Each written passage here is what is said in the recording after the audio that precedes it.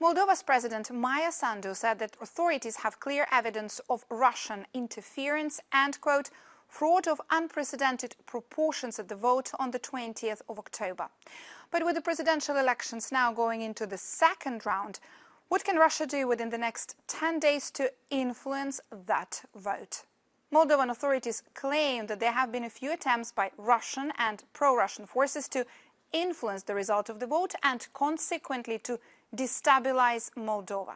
The Institute for the Study of War reported that according to the Moldovan police, around 300 Moldovans learned about protest tactics at the training ground near Moscow. Christina Howard, Russia researcher at the Institute for the Study of War, told Euronews that Moscow will keep trying to destabilize the society. We saw indicators that Russia was trying to launch protests in Moldova and turn those protests violent. Moscow may still try to use its proxies to foment violent protests in Moldova in the coming weeks. The Kremlin will very likely use its proxies in Moldova over the next 2 weeks to try to influence the second round of voting.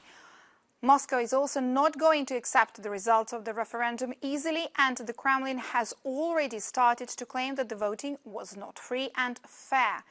One of the key elements of Russia's interference attempts was the pro-Russian breakaway area of Transnistria, especially when it comes to bribing, including its attempts to bribe the voters.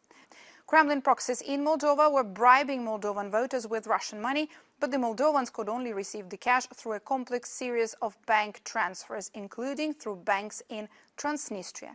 The Institute for the Study of War experts assess that Moldova in 2024 is very similar to Ukraine between 2014 and February 2022, and the Kremlin has enacted elements of its hybrid war playbook in both countries as part of its long-standing efforts to reshape the governance of Ukraine and Moldova.